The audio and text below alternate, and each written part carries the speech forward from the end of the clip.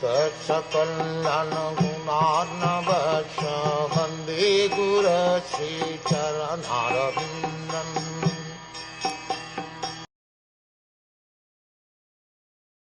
I have the very same Gandiv bow, the same arrows, the same chariot drawn by the same horses, and I use them as the same Arjun to whom all the kings offered their due respects.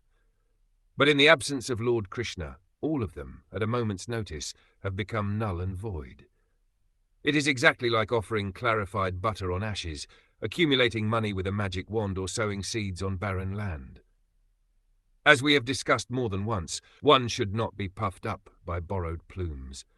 All energies and powers are derived from the Supreme Source, Lord Krishna, and they act as long as he desires and cease to function as soon as he withdraws.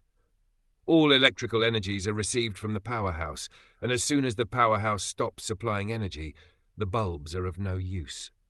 In a moment's time, such energies can be generated or withdrawn by the supreme will of the Lord. Material civilization, without the blessing of the Lord, is child's play only. As long as the parents allow the child to play, it is all right. As soon as the parents withdraw, the child has to stop. Human civilization and all activities thereof must be dovetailed with the supreme blessing of the Lord, and without this blessing, all advancement of human civilization is like decoration on a dead body. It is said here that a dead civilization and its activities are something like clarified butter on ashes, the accumulation of money by a magic wand, and the sowing of seeds in a barren land.